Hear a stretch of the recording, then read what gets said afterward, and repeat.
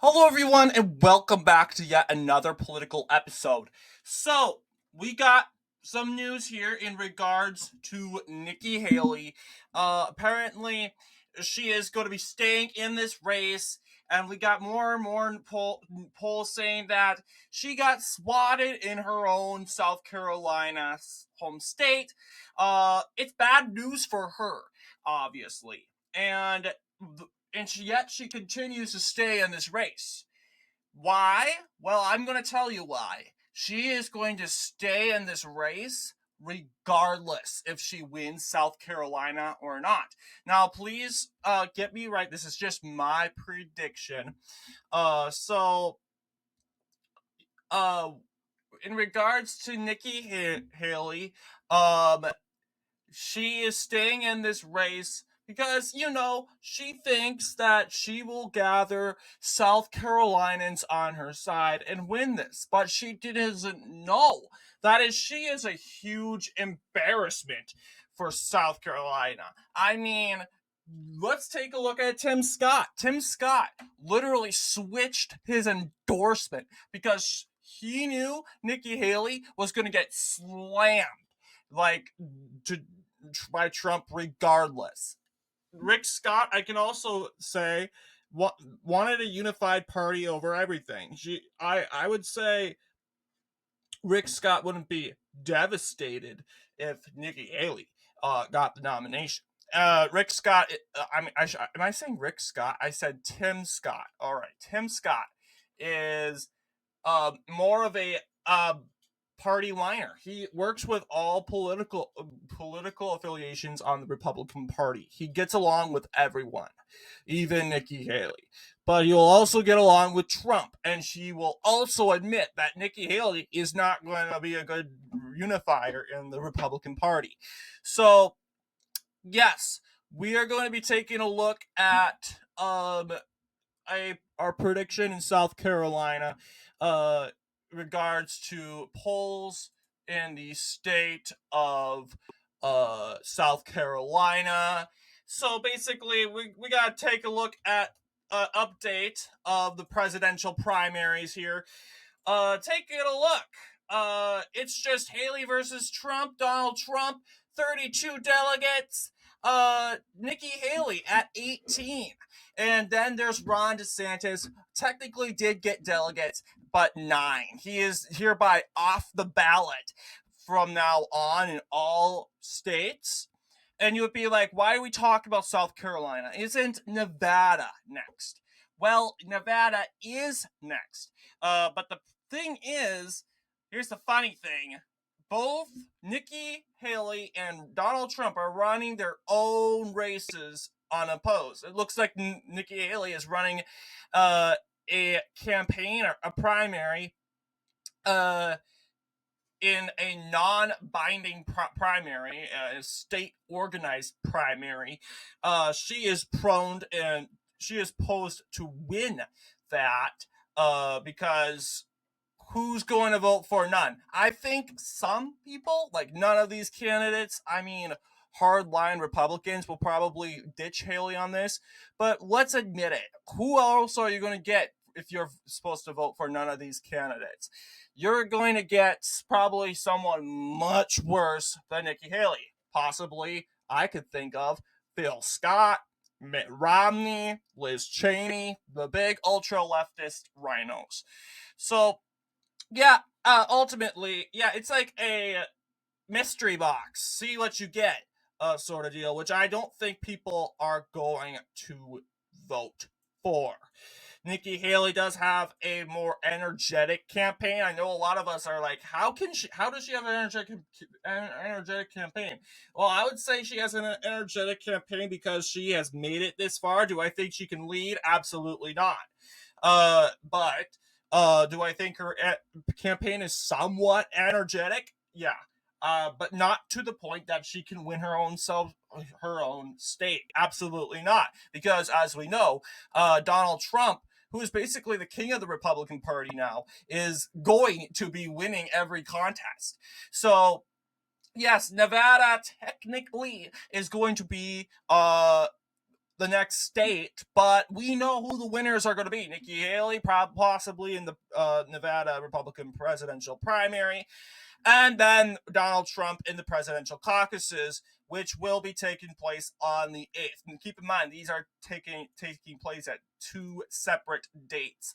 The February 6th, I believe, that is Tuesday, and then on Thursday, February 8th, that is the caucus. So keep in mind, if you guys, I personally don't think it's any thing to be jumping up and down in excitement for. We know who's going to be the winner.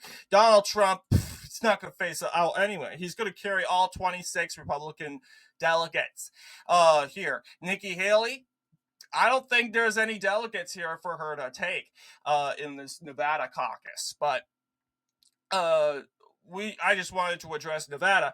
The week after is going to be exciting, though. It's going to be South Carolina. We know that this is Nikki Haley's state.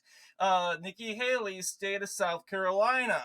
She had won two primaries in the state as governor, but the question is, can she win these two primaries where she isn't really the alpha or in this race? She thinks she's the alpha because it's her state. She knows the state. But the problem with that is South Carolina has a huge proportion of evangelical voters. And we know those evangelical voters are going to go for you know who, and that Donald Trump. So, and what I mean, as we see here, Donald Trump is slamming Nikki Haley. Do I think Donald Trump's going to win every county? No, because Nikki Haley's campaign proved so far that she can pick up counties.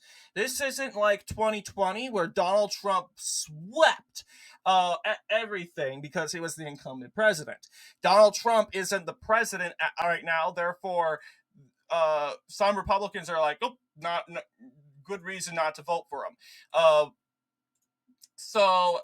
And they're like, oh, this is a chance to pick someone else. So keep that in mind. And once again, do I think that Nikki Haley's going to win most counties? Of course not. I think she's going to probably pick up one or two. We got to remember that this is her state. She's going to perform somewhat better in, I would expect, urban areas or neocon areas, personally. So this is going to be Haley. And we're going to kind of do some math, kind of look at some other polling in regards to the primaries. Oh, I didn't want this, but all right. So yes, we're going into the state of South Carolina, where we're going to make our very first. Well, we made a prediction, but we're going to kind of update it as far as polls go. Yes, 58% of the popular vote for Trump so far. That was from a January poll recently. 56%, 62% according to these aggravated polls. 52%. Yes. You'll see he's getting this is somewhat of a double digit. So I want to kind of let's take a look back at previous elections. 2016, Donald Trump kind of carried most of these counties. You'll see Marco Rubio only picked up two of these counties. I don't really know the names. This county, I would think that Haley would do the most damage in. I think this is the county that holds the capital. This one holds a coastal city. I think that's Columbia, South Carolina. And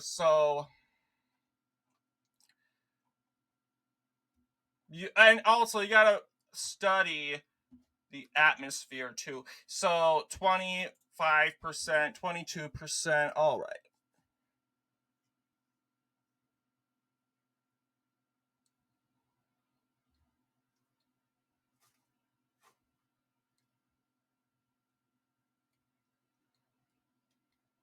That's a good one to start with. Having these two counties most likely will go for seeing that they dodged Trump first off and went for Marco Rubio in 2016 is a sign.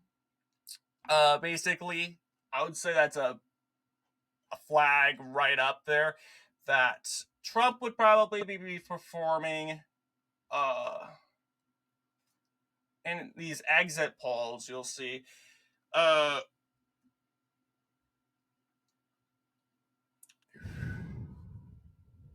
yes, urban, I think urban. Oh, when urban, yes, it said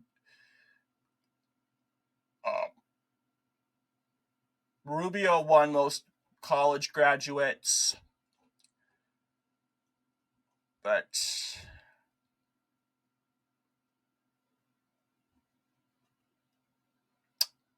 yeah, I'm not sure if I want to do the same thing. Comparing to candidates like Mitt Romney. Oh yeah, Mitt Romney. It kind of looks the same here. Mitt Romney carried that county. But what do you think this county? This county's a Republican county. That's a problem though. Newt Gingrich, he's from next door Georgia. Of course, he swept South Carolina. But we know these two counties were neocon enough to vote for Mitt Romney in 2012. In 2008, well, that's somewhat of a boring map, close match between John McCain, Mike Huckabee. But yeah, that's not really much of importance. What I'm seeing of the pattern right now, I'm probably going to stick with this.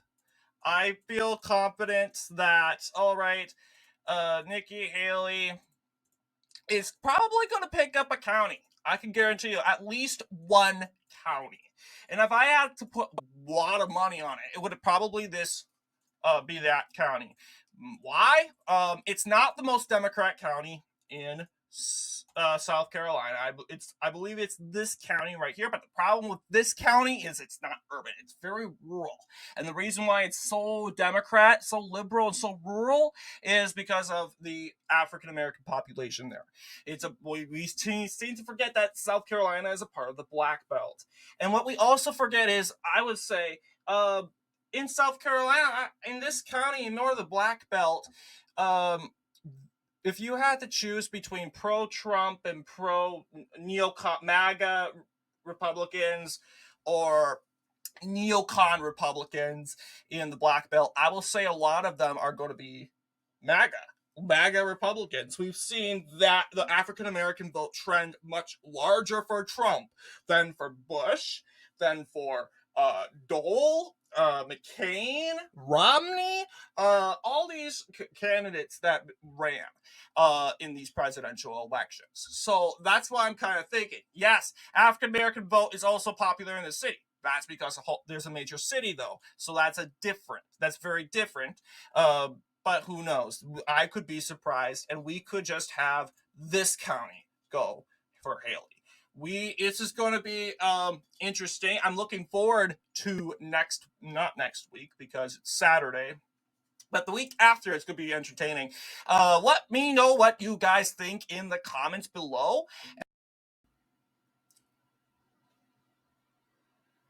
I just yanked my microphone out, so that's just, yeah.